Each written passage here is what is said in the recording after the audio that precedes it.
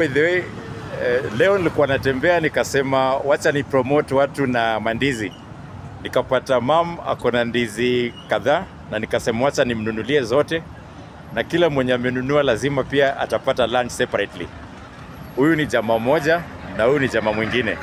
Sasa mam wagawie zote waende na mimi sasa niweze kununua zote. So kwa majina ni nani ndugu? Kwa majina naitwa Charles Okoth. Charles Okoth. Yeah. Oh, sawa. I hope utafurahia ndizi. Nimefurahia sana. Sawa sawa. Na wewe kwa majina unaitwa nani? Kwa majina ni Makongo Charles. Makongo Charles. Yeah.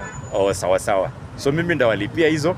Na pia ningependa sababu kuna Good Samaritan, Yeah. angesema niwatumie kakitu pia kwa M-Pesa zenyu. Yeah, okay. Ndio mkipata hiyo mandizi mbele mnakunywa na chai. Si mtafurahi? Asante. Sawa. Na mama unaitwa nani? Florence Kaimba. Florence Kaimba. Oh, sawa. Na watu wanakusikia ungependa kuambia aje kuhusu hali? Ningependa kusema ni asante mmenipromote. Nimepromote. Sawa sawa. Na uko na familia? Niko na watu watatu. Oh, watatu. Na unakaa wapi hapa Nairobi? Nakaa Kawangware. Kawangware. Sawa, wacha nikulipe hizo za ndizi. Na mimi naitwa Pastor Sitati na ningependa pia Mungu aweze kuwasaidia.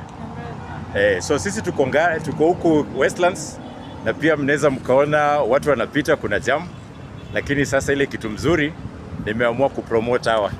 So in the name of God tunaombea huyu mama na these people, amen. Asanteni sana. Wacha ni